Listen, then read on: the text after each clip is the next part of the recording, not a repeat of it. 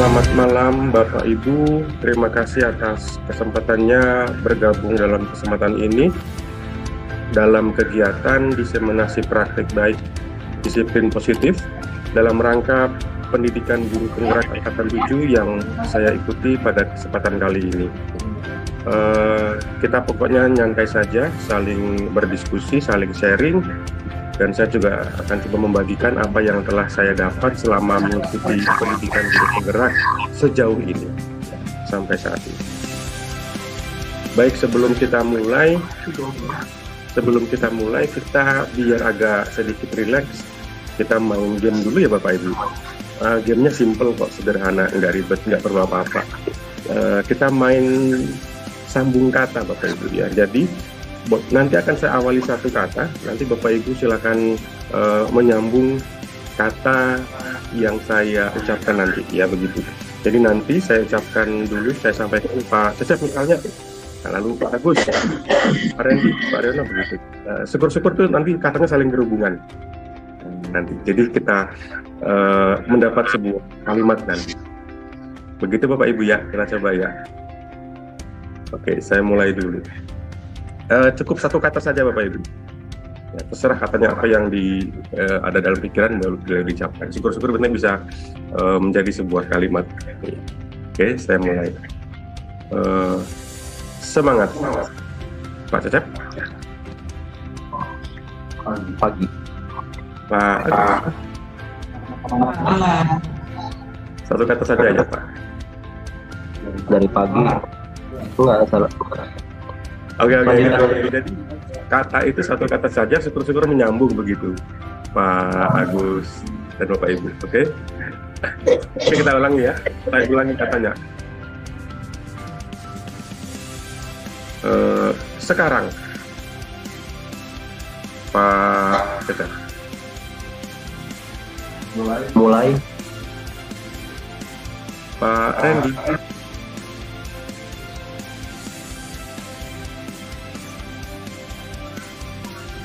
Pak Randy. Terakhir ya Pak. Pak Imron.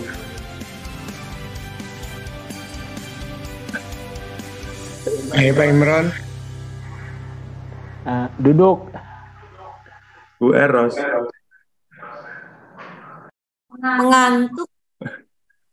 Pak Agus. Iya Pak. Masih di mute Pak. Begadang. Bu Hesti.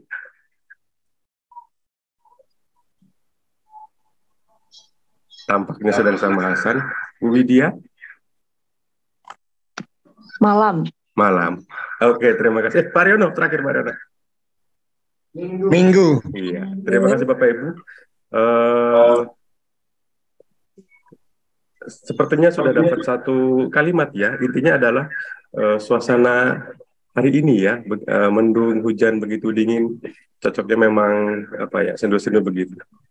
Oke, terima kasih sekali lagi Bapak Ibu. Oke, saya izin share screen. Sudah terlihat Bapak Ibu? Terima kasih Pak Riono. Ya, jadi ini judul besarnya yaitu bagaimana kita mencoba untuk menerapkan budaya positif yang ada di sekolah ya, terutama yang ada di sekolah kita di SMA 86. Ini budaya positif di sekolah oleh saya Alusius Bramudianto dalam rangka pendidikan guru penggerak angkatan 7 SMA 86 Jakarta.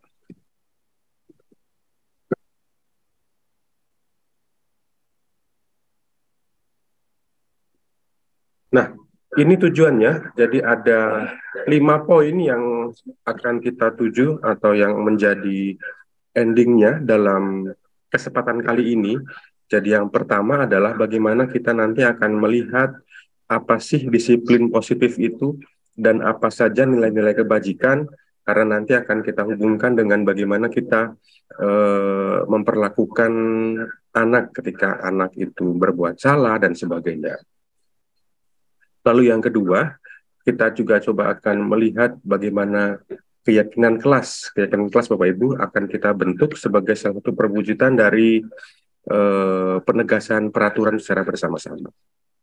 Kemudian yang ketiga, kita juga akan menganalisis bagaimana kebutuhan dasar manusia dan dunia berkualitas ini berkaitan dengan sisi psikologi dari anak-anak murid, ya, kebutuhan dasar manusia, karena memang sebagai anak mereka itu juga dalam usia yang sedang tumbuh dan berkembang. Kita juga harus paham bagaimana kebutuhan dasar dari mereka.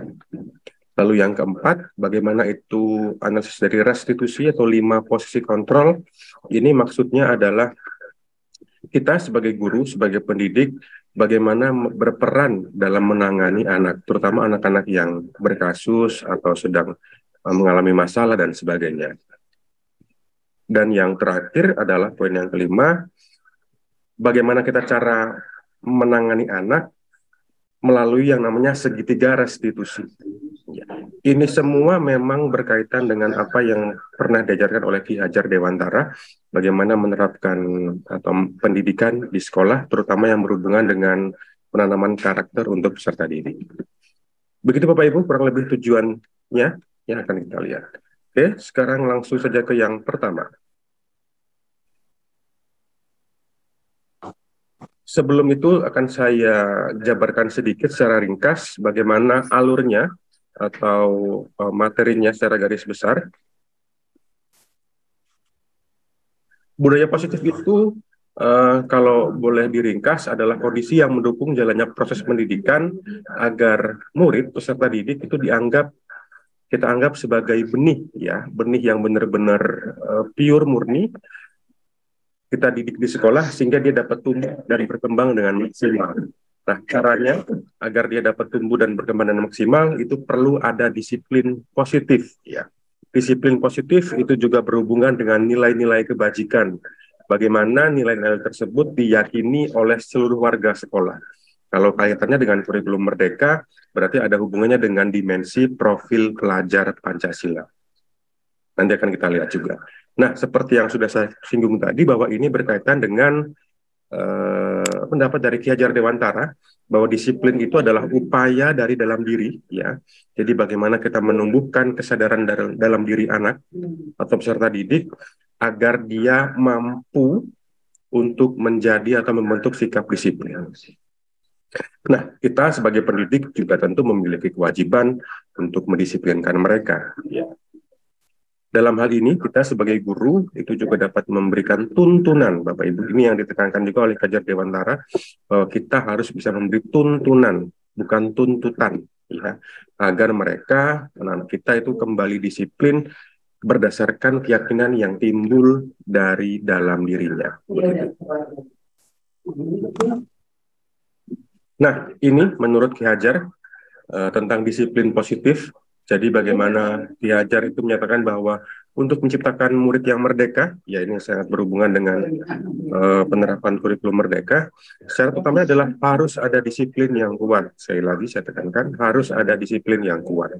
Disiplin yang kuat itu bisa timbul jika dia muncul dari dirinya sendiri. Jika ada motivasi internal. Internal berarti dia tumbuh dari dalam diri sendiri. Nah, jika tidak ada motivasi tersebut, maka diperlukanlah pihak lain untuk mendisiplinkan mereka atau motivasi eksternal. Karena itu kan memang berasal dari luar, bukan dari dalam diri. Nah, tugas kita lah Bapak Ibu, peran kita Bapak Ibu sebagai pendidik, sebagai guru, untuk menciptakan anak-anak yang memiliki disiplin diri. Sehingga harapannya nanti mereka dapat berperilaku dengan mengacu pada nilai-nilai kebajikan universal. Nilai-nilai kebajikan universal. Itu nanti akan kita lihat apa saja sih nilai-nilainya. Lalu disiplin itu juga merupakan sesuatu yang dilakukan seseorang pada orang lain untuk mendapatkan kepatuhan.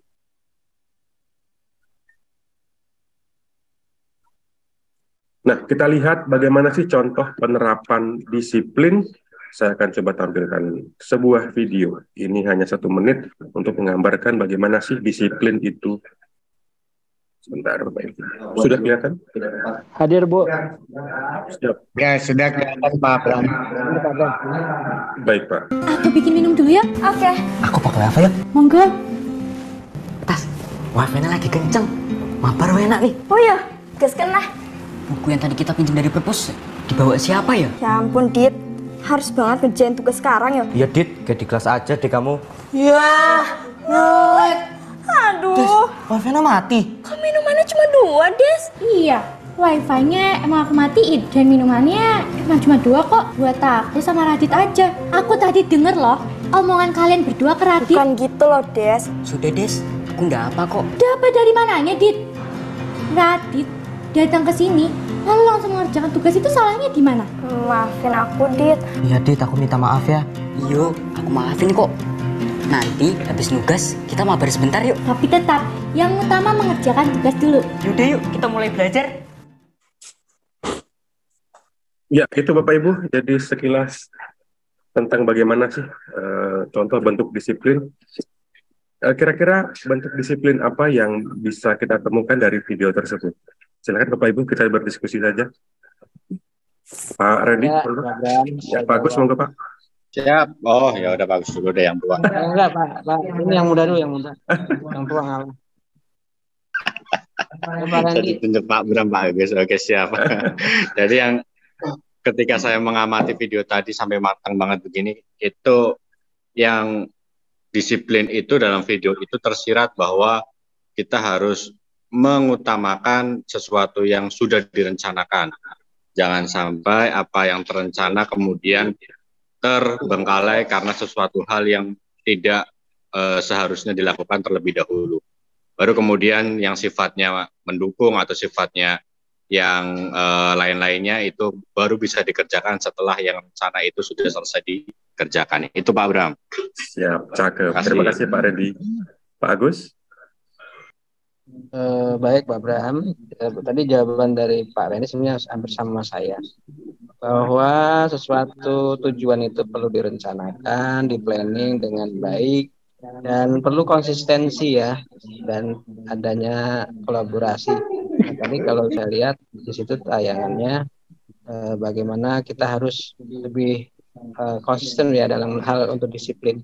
Saja Pak Bram. Siap, terima kasih Pak Agus.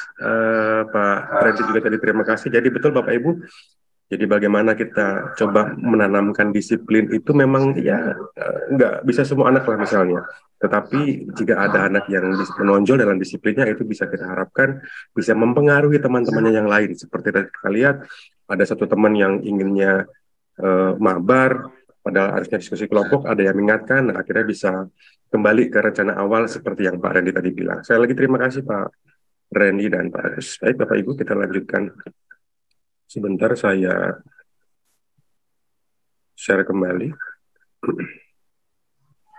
Nah, tadi kalau saya singgung juga tentang nilai-nilai kebajikan, ini Bapak Ibu, contoh dari nilai-nilai kebajikan.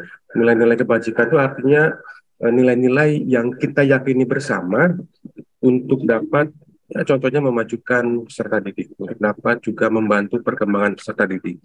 Kalau kita bicara konsepnya kurikulum merdeka, di situ sudah ada profil pelajar Pancasila dengan 6 dimensinya: beriman bertakwa, mandiri, penanaman kritis, berkebinekaan global, berkebinekaan dan kreatif. Lalu ada juga sesuai dengan Indonesian Heritage Foundation, ada 9 pilar karakter, ya, Bapak Ibu bisa baca di situ. Cinta Tuhan, kemandirian, ya, termasuk juga Bapak Ibu, hormat dan sebagainya. Lalu ada juga The Virtuous Project, ya, proyek nilai-nilai kebajikan. Itu ada banyak sekali. Nah, jadi inilah apa ya, inti dari outputnya atau endingnya, bagaimana kita mendidik peserta didik kita, anak-anak kita yang tadi masih menjadi benih. Setelah kita didik di sini, itu bisa tumbuh menjadi sesuatu yang bermanfaat, berguna bagi dirinya sendiri paling tidak, dengan menerapkan nilai-nilai kebajikan ini. Begitu Bapak Ibu. Nah, kaitan dengan profil pelajar Pancasila, ya, sebagai salah satu bagian dari nilai-nilai kebajikan, saya juga akan ada satu videonya. Mari kita lihat bersama, Bapak Ibu. Oke, kita lihat bersama. Ada survei seru nih. Namanya apakah Anda pelajar Pancasila? Cobain yuk. Apaan tuh? Yang penting pelajar itu harus bermoral, taat agama, dan mencintai sesama. Iya, tapi harus juga bisa kritis, bro. Kalau dapat informasi, jangan telan mentah-mentah. Nanti jadi korban hoax loh. Bener banget. Dan pelajar sekarang tuh harus bisa kreatif kan, banyak nyoba, banyak bisa, banyak karya. Dan jangan mau disuapin ilmu sama guru mulu. Harus bisa cari ilmu sendiri. Ya tapi jangan mikirin diri sendiri doang. Pelajar zaman sekarang harus bisa gotong royong sama orang lain. Kerjasama, kolaborasi, itu penting loh. Menurut gue, penting banget buat cinta budaya Indonesia. Tapi perlu buka diri buat budaya lain. Maksudnya? Ya kita harus mampu bersaing dan bekerja sama dengan dunia global. Itu semua yang dimaksud pelajar Pancasila. Oh ya? Berarti kita semua pelajar Pancasila dong? Ya, itu Bapak Ibu. Kita diskusi kembali. Nah, kita kan memang sudah masuk ke tahun kedua ini untuk kurikulum Merdeka, dan juga tahun kedua kita mencoba mendiseminasi tentang profil pelajar Pancasila ini. Nah, kira-kira menurut Bapak Ibu, 6 dimensi profil pelajar Pancasila ini bisakah atau sudahkah menjawab kebutuhan atau tantangan bagi peserta didik di zaman sekarang? Terutama yang sudah kita lakukan ini sama 8. Moga Bapak Ibu, Pak Riono mungkin. Kalau menurut saya, kalau dari 6 dimensi itu, kalau memang betul-betul dijalankan, dilaksanakan, ya sebenarnya itu kan sudah sama dengan pembelajaran abad 21 sekarang ini ya. Nah, di situ ditambahkan dengan profil pelajar Pancasila. Tinggal bagaimana kita melaksanakan dengan semaksimal mungkin agar apa yang kita harapkan anak-anak itu bisa memiliki sesuai dengan profil pelajar Pancasila.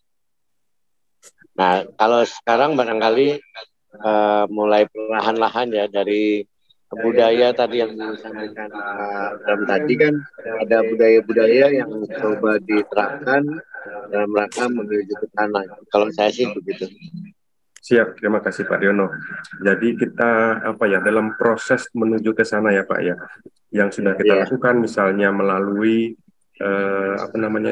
proyek penerapan profil Pancasila. Nah, yang sudah kita lakukan juga adalah ketika pameran kemarin ya Bapak Ibu ya. Jadi bagaimana anak-anak yang sudah mencoba berdinamika dalam proyek itu juga memamerkan hasil karyanya. Kita lihat seperti apa sih, kita flashback sebentar ini bagaimana anak-anak kemarin itu bisa berdinamika dalam proyek profil pelajar Pancasila. Sebentar saya share. Ya, ini dia.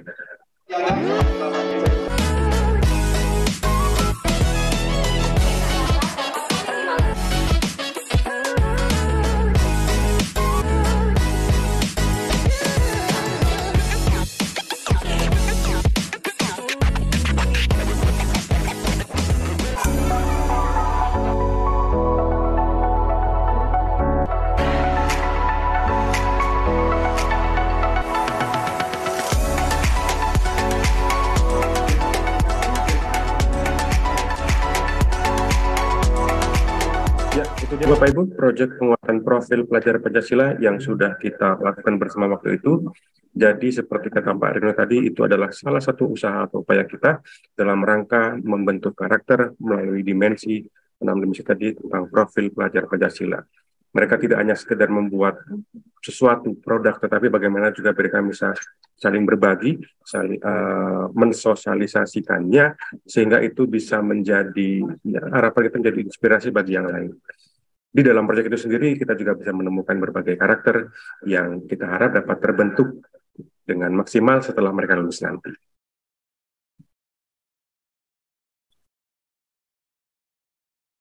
Berikutnya Bapak Ibu. Profil pelajar Pancasila sudah, kemudian yang poin kedua, kita akan masuk poin kedua. Kalau tadi yang pertama itu kita bicara disiplin positif dan nilai kebajikan, sekarang kita akan masuk poin yang kedua, yaitu keyakinan kelas. Apa sih keyakinan kelas itu? Ya, kalau Bapak Ibu bisa lihat di situ, keyakinan kelas itu merupakan nilai-nilai kebajikan, ya masih berhubungan dengan yang tadi, atau prinsip universal. Universal artinya sesuatu yang disepakati secara umum bersama, ya, lepas dari latar belakang suku, negara, bahasa maupun agama. Ya, jadi tanpa melihat perbedaan itu. Kemudian bagaimana itu dibentuk? Ya, kalau keyakinan kelas ini dia lebih bersifat abstrak daripada peraturan. Ya, jadi beda dengan peraturan. Kalau peraturan kan memang lebih rinci, ya. Tidak boleh terlambat misalnya, harus datang ke sekolah jam sekian, di kelas bagaimana seperti itu. Nah, ini dia berupa pernyataan-pernyataan universalnya umum. Dan ini juga yang menarik dari keyakinan kelas ini, dia dibentuk dalam kalimat positif. Jadi di situ tidak ada kata tidak boleh, tidak ada kata larangan, tidak ada kata jangan, ya pokoknya sesuatu yang positif. Nah, keyakinan kelas itu juga hendaknya tidak dibuat terlalu banyak sehingga mudah diingat dan dipahami oleh semua warga kelas. Ya, jadi karena kita bicaranya sebutnya kelas ini, makanya kita hanya fokus di suatu kelas saja. Kenapa hanya di kelas saja? Ya harapannya karena mereka kan lebih sering berinteraksi di kelas tersebut sehingga dapat pula diterapkan di lingkungan mereka yang lebih sering mereka berinteraksi dan berdinamika bersama. Harapannya juga semua warga kelas itu dapat ikut berkontribusi dalam pembuatan keyakinan kelas. Jadi keyakinan kelas ini dibuat bukan oleh ketua kelas, bukan oleh wali kelas, tetapi disepakati dan dirumuskan secara bersama-sama oleh semua warga kelas. Melalui apa? Ya melalui kegiatan curah pendapat, melalui sebuah diskusi dan sebagainya. Nah, setelah mereka buat keyakinan kelas itu, mereka diharapkan juga meninjau kembali dari waktu ke waktu. Ini perlu diupdate nggak sih? Ini perlu diperbaharui lagi nggak sih? Ya, jadi sesuai dengan situasi dan kondisi yang terus bergulir berkembang. Nah, ini yang coba saya lakukan Bapak Ibu di kelas 10. Jadi bagaimana saya ajak anak untuk membuat kesepakatan kelas. Ini kurang lebih ini alurnya, seperti ini alurnya. Jadi apa latar belakangnya, apa tujuannya, tolak ukurnya seperti apa, kemudian apa saja tindakan-tindakannya sampai kepada dukungan yang dibutuhkan. Latar belakangnya tentu itu bagaimana kita nanti bisa menerapkan budaya positif, yaitu pembiasaan-pembiasaan baik yang ada di sekolah, sehingga harapannya dapat terwujud juga tujuan dari Merdeka Belajar. Selain itu, kita sebagai guru juga harapannya bisa menuntun, Bapak Ibu, ya saya tadi katakan, menuntun, bukan menuntut. Bagaimana kita menuntun siswa agar mereka dapat menemukan jalan dalam belajar guna mencapai tujuan hidup. Ya, begitu. Intinya ya, penerapan atau budaya dan disiplin positif. Ini yang sudah saya coba lakukan di kelas 10C, ya. Jadi bagaimana saya ajak mereka untuk membuat keyakinan kelas, ya. Yang langkah pertama adalah mereka saya ajak untuk berdiskusi dulu, saling berdiskusi. Kira-kira apa sih keyakinan kelas yang ingin kalian ada di dalam kelas itu? Nah, setelah mereka berdiskusi, kemudian mereka menuliskan di situ. Di sebuah kertas kecil begitu, ya. Lalu mereka coba rumuskan. Nah, berikutnya setelah mereka menuliskan, mereka merumuskan, tempel di papan tulis supaya semua itu bisa saling melihat, ya, apa yang mereka inginkan di kelas itu. Kalau peraturan kan memang sudah ada dari sekolah, tetapi bagaimana supaya peraturan itu bisa dipatuhi lah, kurang lebih seperti itulah. Nah, yang menarik Bapak Ibu dari keyakinan kelas ini adalah ternyata di kelas 10C itu, ini hasilnya Bapak Ibu, tapi saya cerita latar belakangnya dulu. Di kelas 10C itu ada masalah sebenarnya, ya. Ada suatu masalah yang kadang mereka belum ketemu nih solusinya. Yang pertama masalahnya adalah di kelas 10C itu ada circle-circlean Bapak Ibu. Ada geng-gengan begitu.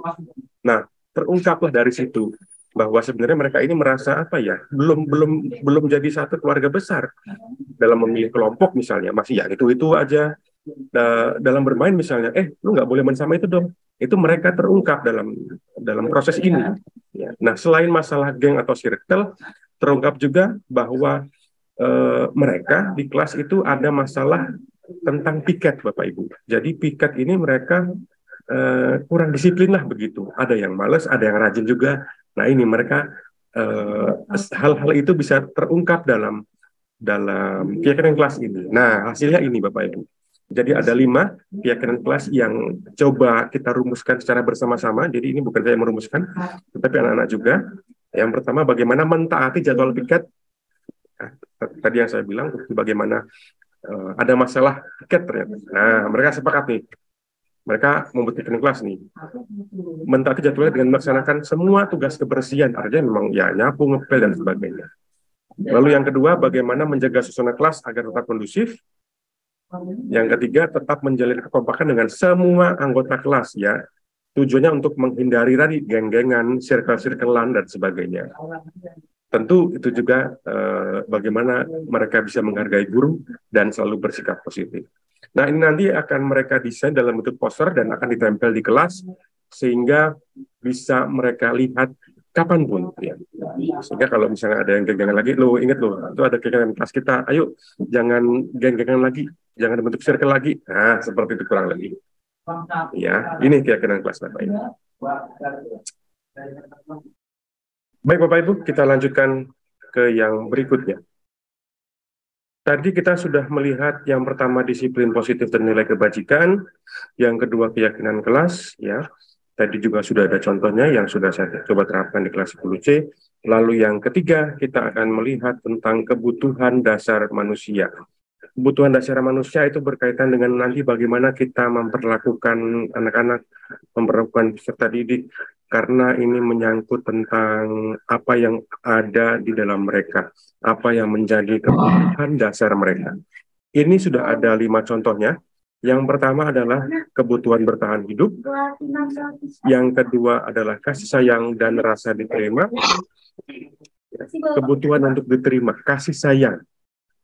Lalu yang ketiga penguasaan, pengakuan atas kemampuan. Yang keempat kebebasan atau kebutuhan atas pilihan. Dan yang kelima kesenangan. Berkaitan dengan salah satu kebutuhan dasar manusia ini, saya ada satu video juga. Kita lihat bersama.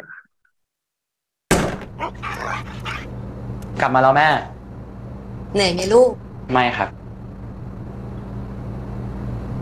ผมว่าพ่อเกลียดผม Pak Bu, ini adalah iklan Thailand ya. Jadi bahasanya bahasa Thailand juga, tetapi di situ ada terjemahannya, translate-nya dalam bahasa Inggris. Tapi ini tidak sulit untuk dimengerti kok.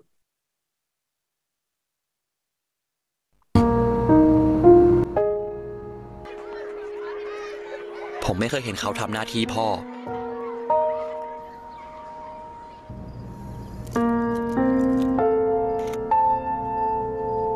ไม่เคยสนใจในสิ่งที่ผมสนใจ แม่ เสื้อที่ผมทำมาขายหมดเลยนะแม่ ไว้ขายได้มากกว่านี้ก่อน แล้วค่อยมาคุย ไม่เคยแม้แต่เห็นด้วยกับสิ่งที่ผมทำ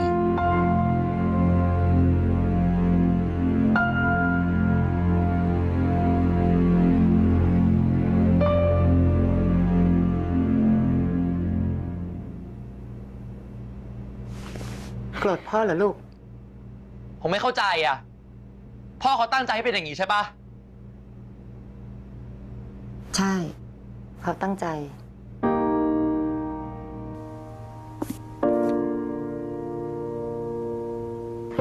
จะไหวไหมนะ ลูกเรา4 ขวบแล้วนะ พ่ออยากให้เขาเป็นเด็กเข้มแข็ง ให้เขาลองทำด้วยตัวเองก่อน จะได้ภูมิใจ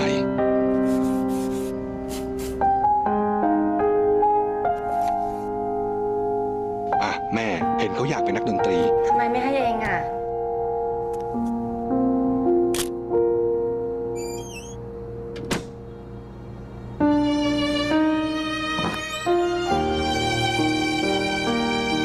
ลูกเปิดร้านวันแรกต้องประเดิมหน่อย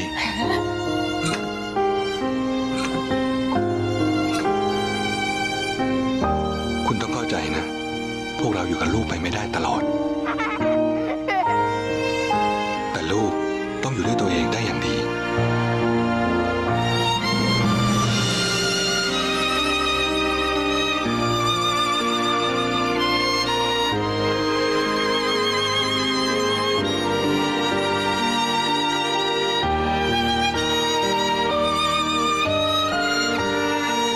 Generally Ya itu dia Bapak Ibu, itu sebenarnya adalah iklan asuransi yang intinya adalah bagaimana kita bisa menyiapkan masa depan anak kita nanti agar bisa hidup mandiri, menjadi manusia yang kuat ya dengan ya kalau iklan Thailand itu kan ada apa ya dramatisirnya lah, tapi memang itu juga bisa mengena ya. Jadi bagaimana seorang ayah itu menunjukkan kasih sayangnya kepada anaknya melalui caranya ya dalam tanda kutip bagaimana anak itu agar bisa bertahan hidup, bagaimana bisa mandiri. Nah, itu kan terlihat ketika dia besar, dia sudah mulai ada usaha, dia bisa main gitar dan seterusnya. Nah, itu dia salah satu contohnya Bapak Ibu tentang bagaimana salah satu penerapan dari nilai-nilai kebajikan. Ini juga kita bisa terapkan dalam kita mendidik anak-anak di sekolah, di kelas ya. Jadi bagaimana itu yang harus kita perhatikan. Berikutnya adalah kita sudah masuk ke poin yang keempat, Bapak Ibu. Tadi yang ketiga kebutuhan dasar manusia, sekarang yang keempat. Yang keempat adalah posisi kontrol guru. Ada 5 di sini, yaitu yang pertama adalah yang penghukum, yang kedua pemberi rasa bersalah, yang ketiga sebagai teman, yang keempat sebagai pemantau, dan yang kelima sebagai manajer. Nah, Bapak Ibu, kita diskusi saja. Sebelum kita lihat masing-masing pengertiannya, nah, di sini ada pertanyaan pemantik lah ibaratnya. Nah, Bapak Ibu, jika menemukan anak melakukan pelanggaran, apapun itu, di kelas kita, dalam pelajaran pelajaran kita, atau di sekolah secara umum, manakah yang sering Bapak Ibu lontarkan dari kelima pilihan tersebut? Manakah yang Bapak Ibu sering ucapkan, lontarkan kepada anak-anak? Monggo bisa dibaca dulu, lalu boleh kita saling diskusi. Nanti bisa kelihatan tuh mana yang Bapak Ibu pilih. Nah, itu termasuk yang tipe mana? Nah, bisa kita lihat dari situ. Silakan Bapak Ibu. Lebih condong ke yang mana sih? Saya itu misalnya seperti itu. Ada yang mau sharing? Monggo silakan. Abram. Aryono monggo. Kalau yang sering disampaikan ke kita dalam ini Bapak Ibu Guru ya, mungkin di poin nomor 2 ya. Gimana coba kalau orang tua kamu tahu kamu berbuat salah begini. Itu satu. Kemudian mungkin setelah kita ngobrol-ngobrol, kadang kita akan menyampaikan hal yang terakhir. Apa rencana kamu untuk memperbaiki hal ini? Kadang seperti itu sih kalau yang saya perhatikan ya. Iya. Siap, terima kasih Pak Aryono. Jadi lebih yang kedua ya. Oke, ada lagi Bapak Ibu? Bu Eros mungkin ini yang sering berinteraksi dengan anak-anak. Kalau saya mulainya dari yang paling bawah. Dari yang paling bawah itu kan apa rencana kamu untuk memperbaiki hal ini? Maksudnya biar dia menyadari kesalahannya gitu ya. Terus ada upaya untuk memperbaikinya sehingga kita nggak apa ya? Kalau bisa memvonisnya bukan dari kita gitu. Jadi dari dia sudah menyadari misalnya kesalahannya apa gitu. Kalau bisa nanti mungkin dia sendiri yang menentukan sanksinya gitu. Artinya misalnya dia melakukan pelanggaran di kelas, misalnya dia makan misalnya. Sementara kita sudah membuat aturan di kelas itu tidak boleh makan pada saat guru menerangkan gitu kan. Nah, kalau dia sudah menyadari, dia koreksi diri gitu. Nah, lalu mungkin sanksinya dia juga yang mengusulkan misalnya saya siap traktir teman-temannya sekelas gitu. Masuk gurunya gitu. Kan enak. Oke deh. Siap Bu Eros, terima kasih banyak untuk sharingnya. Bapak Ibu, apakah ada yang sering terlontar kata-kata yang pertama? Ada? Kayaknya sih enggak, mungkin kalau patuhi aturan saya enggak, paling patuhi tata tertib sekolah gitu. Iya, betul. Kalau patuhi aturan saya itu mah apa ya? Nanti anak-anak takut kalau kayak gitu aturan saya. Nah, kalau aturan sekolah saya berani bilang patuhi aturan sekolah. Kalau saya tatap mata saya. Terhipnotis nanti. Oke, terima kasih Bapak Ibu semua untuk sharingnya atau diskusinya. Nah, kenapa saya utarakan ini dulu? Karena memang ini adalah tipe-tipe bagaimana ini tadi posisi kontrol dulu, bagaimana sih menghadapi anak yang bermasalah. Nah, sekarang kita lihat satu-satu. Yang pertama adalah penghukum. Nah, Bapak Ibu silakan baca juga di situ. Seorang penghukum itu bisa menggunakan hukuman fisik atau verbal ya, lebih kepada apa ya ini, militer lah, semi militer begitu. Ciri khasnya nih, nada suaranya tinggi, bahasa tubuh, mata melotot ya tadi Pak Cecep, tatap mata saya seperti itu. Lalu menghardik ya, ini cenderung apa ya, cenderung lebih ke emosi lah begitu kurang lebih. Nah, konsekuensinya kalau kita misalnya ini menerapkan ini adalah murid juga cenderung marah gitu. Jadi ketika kita marah, energi kita tertuang, marah ya akan tersalurkan energi marah tersebut ke anak, sehingga cenderung bisa dia mendendam atau bersifat agresif begitu. Nah, itu contoh-contoh kalimatnya. Patuhi aturan saya atau awas ya, jadi kan ada sedikit mengancamnya lah begitu. Kamu selalu saja salah, nah seperti itu. Terlambat lagi, pasti terlambat lagi, selalu datang terlambat. Kapan bisa datang tepat waktu? Nah, jadi kan memang cenderungnya ini emosi lah begitu. Nah, ini juga apa ya? Kita sebagai orang tua sih tidak hanya di kelas, ya saya juga sama-sama belajar sih. Jadi bagaimana menghadapi anak lah gitu yang sudah kelewatan banget atau yang sudah memang kita sedang capek misalnya anaknya berbuat yang tidak berkenan misalnya. Kadang-kadang juga sampai terluap emosinya. Nah, untuk menggambarkan itu, ini saya juga ada satu video. Jadi bagaimana orang tua, apa yang dilakukan oleh orang tua, itu juga bisa ditiru atau diikuti oleh anak. Ya. Apalagi ketika anak itu masih dalam usia emasnya, usia di bawah-bawah 10 tahun begitu Bapak Ibu. Sebentar, saya share lagi. Nah, ini dia, kita lihat. Sudah terlihat ya. It looks like rain again today. Dark clouds gather and fill the sky. Don't know how to talk to you, just know how to say goodbye. Have you got a driver's license?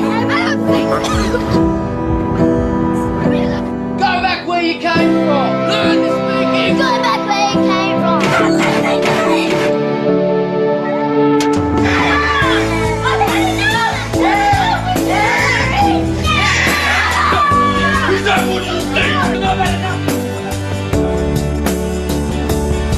Children see children.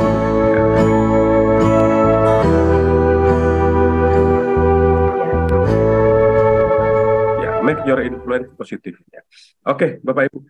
Kira-kira apa yang bisa kita ambil nilainya dari video tersebut?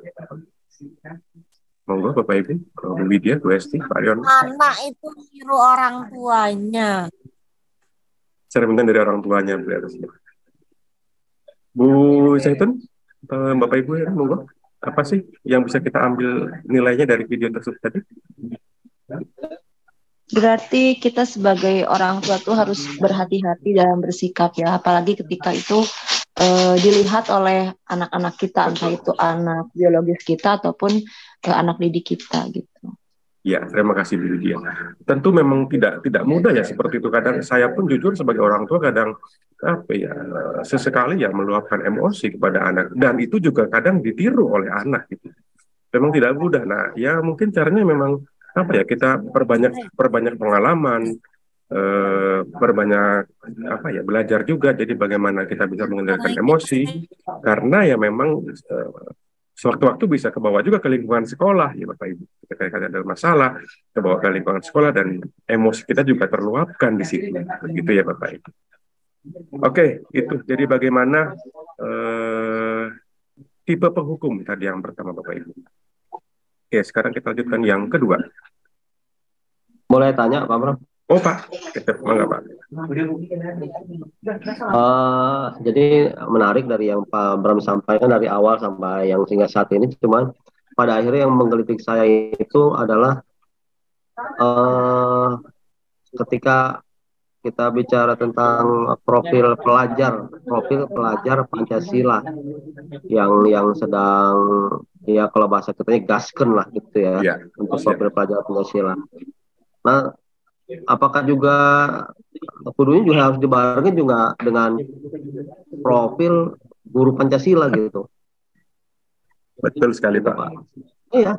Jadi ketika 6 dimensi itu ada pada siswa, ya juga harusnya diawali oleh dimensi itu ada pada guru, yang pada akhirnya tadi seperti itu, seperti yang dari Pak Bram contohkan dari video tersebut, bagaimana anak itu mencontoh daripada orang tuanya, seperti itu perilaku orang tuanya. Ketika kita tidak mengawalinya dengan profil guru Pancasila, bagaimana mungkin hasil efektif menghasilkan pelajar yang memiliki profil pelajar Pancasila. Seperti itu kira-kira. Siap. Saya terus terang baru kepikiran seperti ini apa yang disampaikan Pak Cecep. Oh ya juga ya. Kenapa hanya pelajarnya saja? Kenapa tidak gurunya begitu ya? Betul juga Pak Cecep. Jadi memang guru itu perlu dibekali. Memang pada awalnya kita sudah diberi pelatihan lah melalui Zoom misalnya selama beberapa waktu begitu. Tetapi saya rasa itu memang belum cukup lah. Ya mudah-mudahan seiring dengan kita berjalan ini dengan kurikulum merdeka, dengan penerapan 6 dimensi tadi, ya mudah-mudahan kita juga semakin terbentuk nih bagaimana kita menghadapi anak, membentuk anak untuk membantu mereka supaya terwujud itu tadi karakter dari profil pelajar Pancasila. Tapi boleh loh Pak Cecep, artinya memang itu mungkin juga bisa disampaikan kepada pemangku kebijakan, pemangku kepentingan di atas sana ya. Bagaimana guru ini juga perlu dibekali sebenarnya, disiapkan agar mereka tidak canggung seperti itu, tidak malah ikut-ikutan jadi seperti yang di video tadi. Oke Pak Cecep, terima kasih masukannya luar biasa sekali. Oke, Bapak Ibu masih ada lagi? Tidak ada? Kalau tidak ada, kita lanjutkan ke yang berikutnya.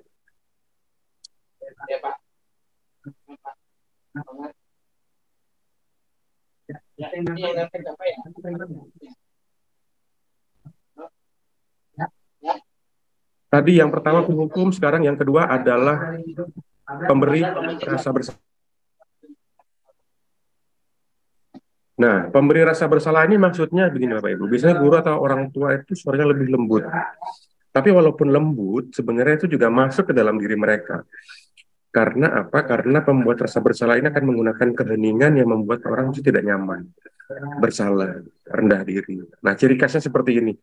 Memelas, halus, biasanya juga bisik-bisik gitu. Merapat pada anak gitu. Bapak sangat kecewa sekali dengan kamu, kurang lebih seperti itu. Tapi dengan nada lembut, tapi ya nyelekit lah, boleh dikatakan seperti itu. Gimana coba kalau orang tua kamu tahu kamu berbuat salah begini? Ya, seperti itu. Nah, kamu ini bagaimana? Ya, kamu kan sudah janji sama Bapak, tidak terlambat lagi.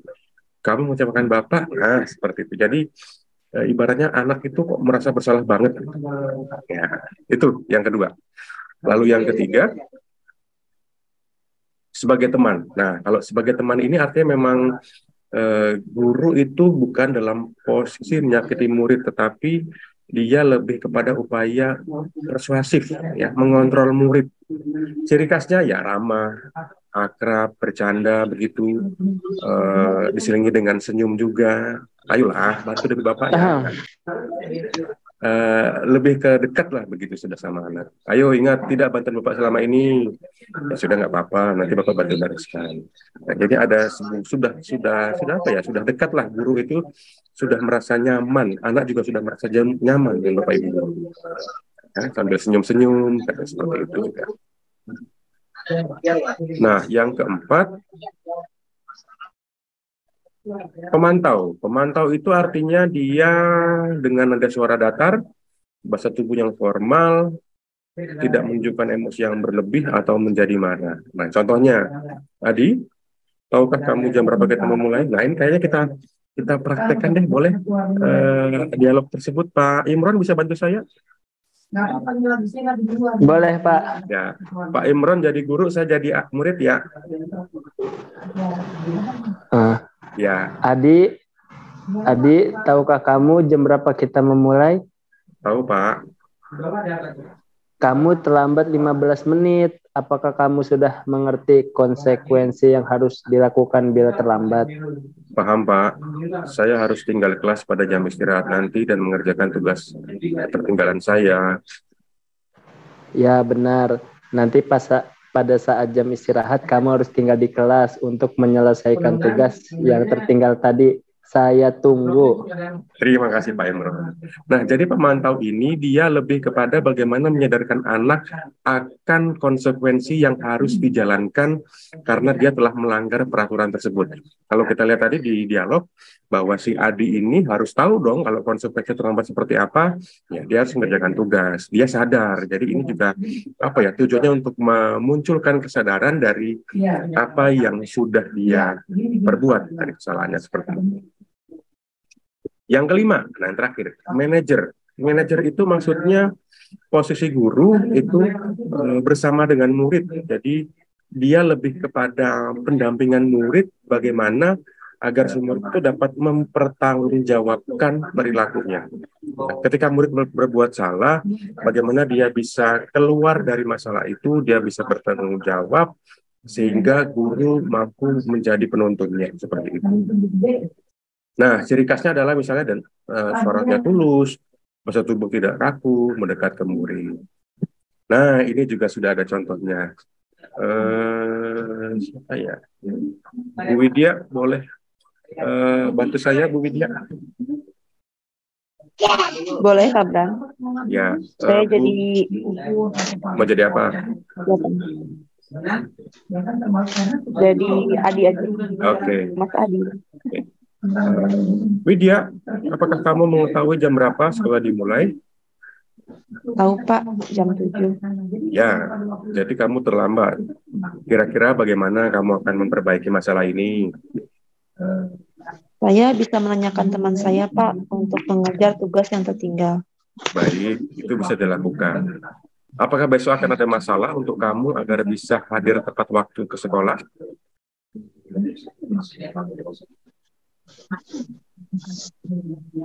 Tidak Pak, saya bisa hadir tepat waktu. Baik, saya hargai usahamu untuk memperbaiki diri. Oke, terima kasih Bu Widya. Nah, jadi di sini di manajer ini dia juga ditambahkan bagaimana ke depannya apa usaha yang bisa dia lakukan untuk memperbaiki kesalahannya tadi, seperti Adi misalnya. Ketika dia hari ini terlambat, lalu besok bagaimana sih supaya nggak terlambat lagi seperti itu. Ya, dia sudah beretikat, sudah berjanji bahwa ya dia akan bisa hadir tepat waktu. Nah, itu kan menunjukkan sebuah usaha. Sudah ada usaha atau niat dari dia supaya ke depan besok-besok tidak terlambat lagi. Nah, itu yang harus dilihat oleh guru, bahwa usaha itu harus bisa juga dihargai. Oke, Bapak Ibu. Hanya Pak Bram, dan juga ini kaitannya adalah apakah menjadi satu kesatuan yang utuh ataukah sifatnya gradasi 1, 2, 3, 4, 5 ataukah seterusnya, ataukah dia itu menjadi bagian yang memang harus saling menopang. Kalau dari contoh yang tadi itu kan ketika yang satu bicara tentang harus bermoral, berakhlak, tapi kemudian enggak, harus ini juga, enggak, harus mandiri, harus kreatif dan segala macamnya. Nah, itu menunjukkan itu kan menjadi secara tidak langsung menjadi satu kesatuan gitu kan ya. Jadi tidak apakah di situ ada skala prioritaskah, ataukah memang itu jalannya harus berbarengan kah atau gimana dan sebagainya seperti itu. Karena pada akhirnya seperti yang Bu Wid buat itu diantaranya kan ada tidak semua harus nilai-nilai ada begitu kan, tetapi ada bagian-bagian tertentu yang ada seperti itu. Gitu kira-kira. Ya, Pak. Jadi terima kasih Pak Caca pertanyaannya. Itu tidak harus semua begitu Pak. Yang 5 posisi kontrol guru tadi kan ya. Itu lebih kepada bagaimana mengidentifikasi apa yang sudah kita lakukan selama ini ke anak begitu. Dengan masing-masing nilai plusnya, nilai minusnya begitu Pak. Itu tadi posisi kontrol guru ada 5 ya. Dari penghukum sampai dengan manajer. Nah, kira-kira manakah yang tepat, manakah yang ideal untuk kita gunakan? Monggo itu silakan kembali ke Bapak Ibu untuk mencoba meramu, meracik kira-kira mau memakai tipe yang seperti apa, atau selama ini Bapak Ibu guru tipe seperti apa. Semua pasti ada plus minusnya. Yang penting bagaimana saya mencoba untuk menggugah kesadaran Bapak Ibu, kira-kira bagaimana sih untuk menghadapi masalah atau apapun itu yang dihadapi oleh peserta didik kita, seperti itu. Nah, yang posisi kontrol sudah, sekarang kita ke yang kelima, yang terakhir Bapak Ibu ya. yaitu apa yang disebut dengan segitiga restitusi. Ya, jelas ini memang kadang aneh, apa sih ini istilahnya? Nah, tetapi ini juga sebenarnya sangat bermanfaat Bapak Ibu, bagaimana kita bisa menghadapi anak yang bermasalah lah, seperti itu. Ada seorang ahli namanya Diana Gosen, itu dalam bukunya Restitution, ya, tahun 2001, merancang sebuah tahapan untuk memudahkan para guru dan orang tua, ya, jadi orang tua juga terlibat dalam melakukan proses untuk menyiapkan anaknya melakukan restitusi yang disebut dengan segitiga restitusi, restitution triangle. Jadi ini namanya segitiga, akan ada tiga langkah yang bisa kita hadapi ketika kita menghadapi anak yang bermasalah seperti itu. Nah, kurang lebih seperti ini penggambarannya Bapak Ibu, segitiga restitusi. Yang pertama adalah bagaimana ada anak yang bermasalah, itu coba kita stabilkan dulu identitasnya. Maksudnya begini Bapak Ibu, menstabilkan identitasnya itu artinya kita kembalikan ke tadi, dan nilai-nilai kebajikan yang berhubungan tadi. Ya. Setiap orang kan pasti pernah melakukan kesalahan. Kamu bukan satu-satunya yang pernah melakukan ini. Jadi kita kembalikan dulu kesadarannya, ya, kita stabilkan dulu identitasnya. It's okay gitu loh. Setiap orang pasti pernah salah. Kamu juga bukan yang pernah salah. Nah, setelah itu, setelah stabil identitasnya, kita melihat yang kedua, validasi tindakan yang salah. Validasi itu maksudnya ada alasan atau latar belakang kenapa dia bisa berbuat salah. Kamu tentu punya alasan mengapa kamu melakukan itu, kan? Lalu contoh lain misalnya, adakah cara yang lebih efektif untuk mendapatkan apa yang membutuhkan? Jadi kita berusaha gali sih apa alasan, penyebab, ya, kok mereka bisa melakukan kesalahan itu. Ya, memang ini kadang sudah sering kita lakukan, ya. Lalu yang ketiga, setelah kita ketemu apa yang menjadi latar belakangnya, kita kembalikan itu ke dalam keyakinan. Keyakinan saya gini, kita kan ada peraturan-aturan sekolah. Nah, kita kembalikan situ, apakah itu sesuai sudah dengan aturan sekolah misalnya? Itu tadi, apakah itu sudah sesuai dengan keyakinan kelas yang sudah kita buat tadi bersama? Nah, ini kan kembali ke keyakinan kelas tadi, bagaimana itu kita buat bersama sehingga menjadi sebuah kesepakatan. Nah, kalau dilanggar bagaimana? Nah, kita kembalikan ke anak. Bagaimana nih? Kamu sudah melanggar apa yang menjadi keyakinan kelas kita. Kita juga bisa gali, kamu ingin jadi orang seperti apa sih dengan seperti ini? Gitu. Ya. Nah, ada contohnya. Kita lihat bersama. Ini contoh kasusnya. Nah, Bapak Ibu bisa baca. Pada hari Selasa nih, setelah libur cuti bersama, angka keterlambatan peserta didik di sebuah SMA Jakarta lah kita sebut, ya, sangat tinggi, 30 ya yang terlambat. Nah, dari 30 itu ada 5 yang tercatat terlambatnya lebih dari 3 kali. Sudah parah lah pokoknya Bapak Ibu. Nah, selain terlambat 3 kali, mereka juga ada catatan nih, ada laporan dari wali kelas. Ada buku kejadian begitu, mereka ini juga anak yang tanda kutip lah, sudah banyak kasus. Ternyata mereka ini juga masuk dalam geng atau koordinator kolekan Jumat lah, ibaratnya begitu lah. Dari laporan juga teman-teman sekelasnya, mereka juga seringkali meminta makanan temannya. Nah, menurut Bapak Ibu, apa sih yang mesti kita ambil, langkah apa yang mesti kita ambil dalam menerapkan disiplin positif terhadap 5 peserta didik tersebut? Monggo kita diskusikan, Bapak Ibu, silakan.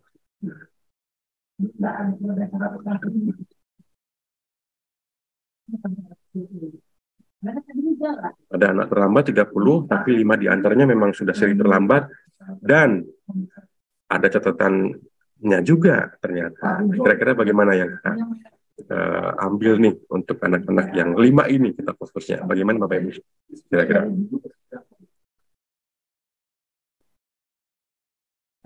Pak Cecep atau Pak Riono mungkin.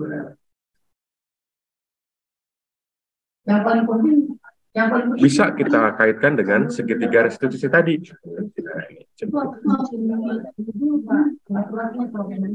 Jadi kalau ya Pak Riono, segitiganya liatin lagi deh Pak Bram. Ya, monggo Pak. Ya.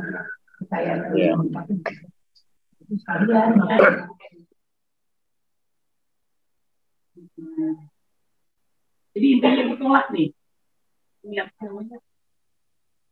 Kalau lihat dari segitiga ini kita maukannya harus urutan 1, 2, 3 atau gimana Pak? Iya, betul Pak. Jadi ini sudah ada langkah awal sampai kepada akhirnya begitu Pak. Oh gitu. Berarti dari kasus yang 30 anak, tapi dari 30 anak tadi ada yang 5 peserta didik yang sudah 3 kali terlambat ya? Betul, dan ada kasus lain juga ternyata begitu Pak.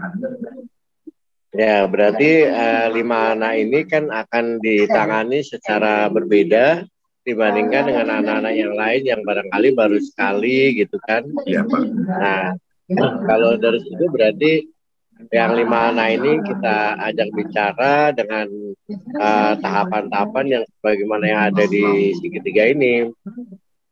Ya, sampaikan bahwa memang teman kamu juga ada yang pernah terlambat 3 kali gitu kan. Kemudian dari situ kan akan kita tanyakan atau akan kita sampaikan bahwa tapi kan kamu kenapa bisa terlambat sampai 3 kali gitu kan. Nanti dia akan memberikan alasan ya. Memberikan alasan, kemudian bagaimana selama ini apakah memang di sekolah kita ya, kalau kita bicara sekolah ya, sekolah kita kan ada kesepakatan bahwa kalau kalian terlambat 3 kali itu ada resiko. Jadi misalnya nanti orang tua akan ditelepon, orang tua akan dihubungi. Nah seperti itu barangkali kita menyampaikannya kepada anak tersebut yang 5 orang ya. Iya Pak. Oke, baik. Terima kasih banyak Pak Rena untuk sharingnya. Jadi betul Bapak Ibu, jadi memang kelima anak ini harus kita tangani secara khusus. Kita gali apa yang menjadi latar belakang mereka melakukan hal itu. Pasti ada penyebabnya, apapun itu. Lalu kita kembalikan, bagaimana nih dengan peraturan di sekolah. Nah harapan kita dengan kita perlakuan yang khusus tadi, mereka bisa berubah, bisa menjadi lebih baik lagi. Selamat pagi Ilham, apa kabar kamu nak? Selamat pagi Pak Bram, baik Pak. Sudah 3 hari ini kamu nggak masuk sekolah, Ham. Bapak juga sudah hubungin kamu, orang tua kamu, tapi belum ada respon. Syukurlah kalau kamu sekarang sudah merespon. Iya Pak, baik Pak. Saya mohon maaf tentang kejadian tersebut. Oke, semenjak peristiwa di lapangan itu, saya belum mendapatkan informasi yang valid tentang apa yang sebenarnya terjadi, Ham. Iya Pak, terus terang saya juga malu untuk datang ke sekolah, jadinya belum ada sampai-sampai Pak Bram belum tahu tentang kejadian tersebut Pak. Oke Ham, baiklah kalau begitu.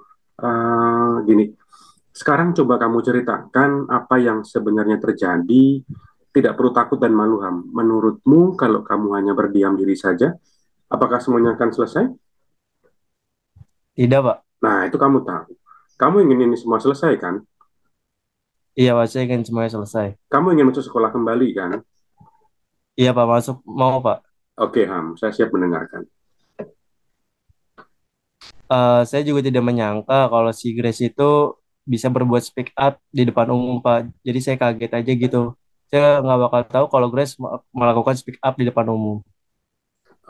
Apa yang sebenarnya terjadi antara kamu dan Grace? Dia melihat saya. Melihat apa, Ham? Melihat Revasya memarahi dan membentak Davina, Pak. Lalu apa kaitannya dengan Revasya? Saya yang menyuruh Revasya untuk melakukan hal tersebut, Pak. Saya takut kalau sampai Grace melapor ke guru karena melihat kejadian tersebut.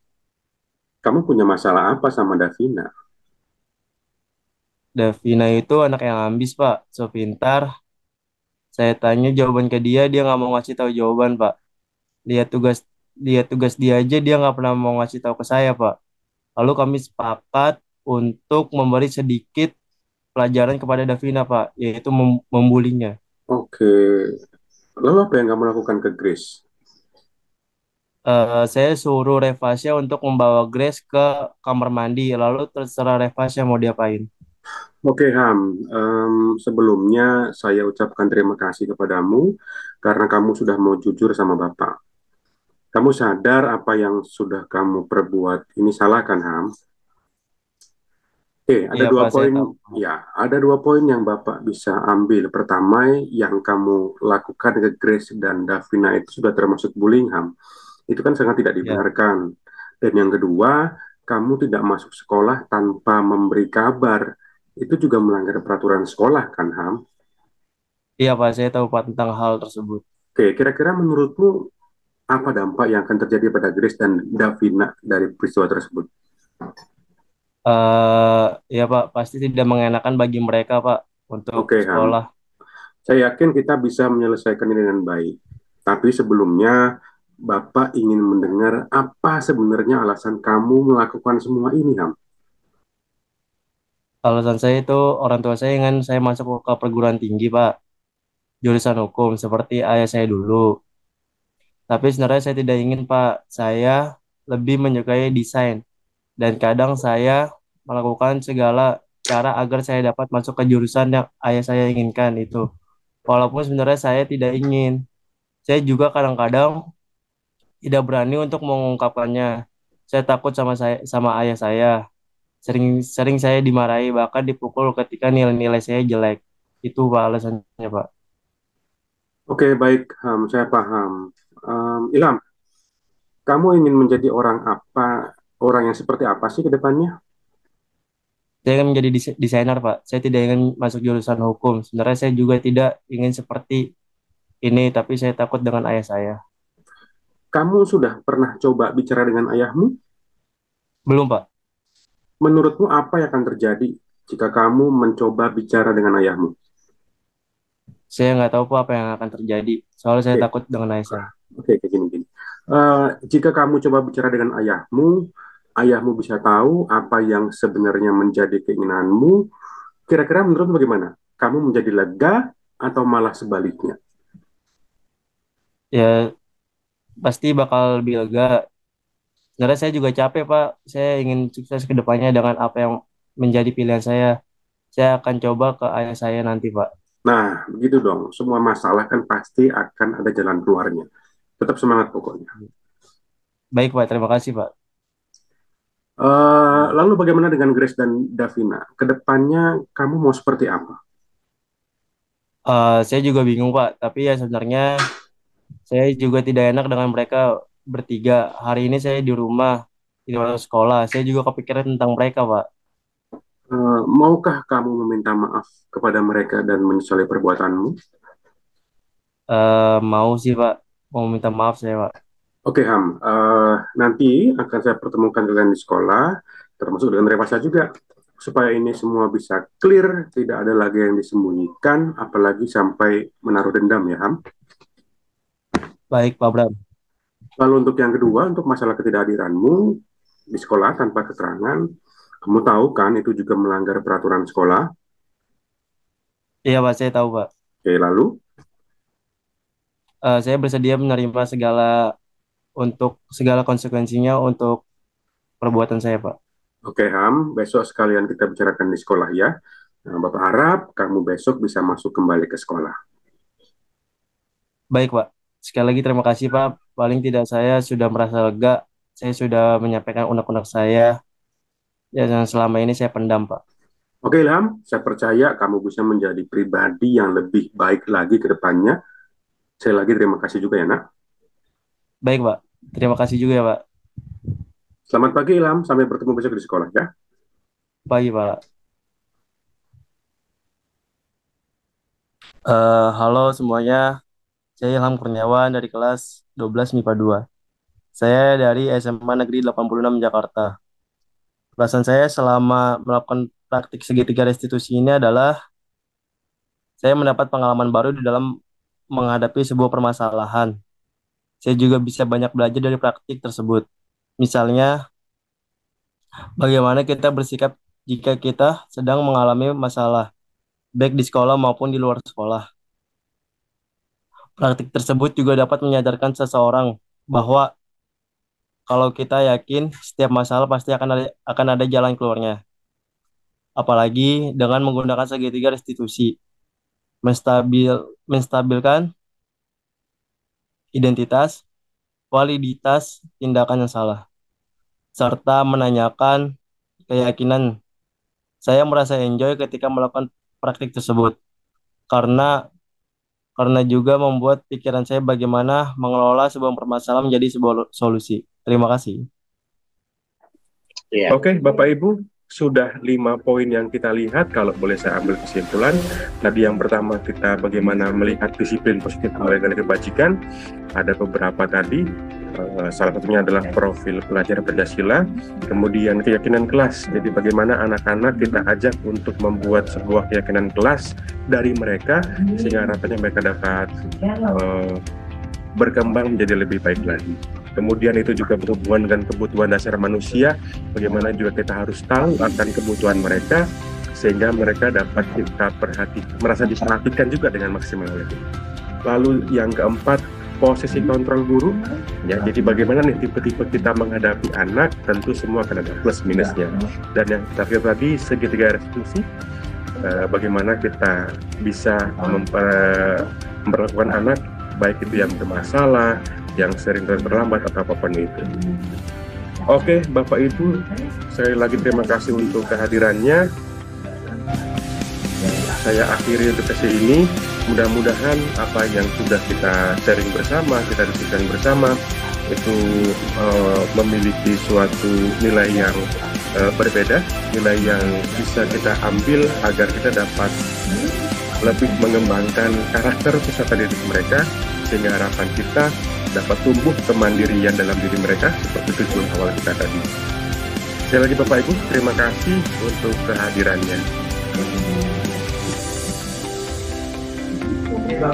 Ya.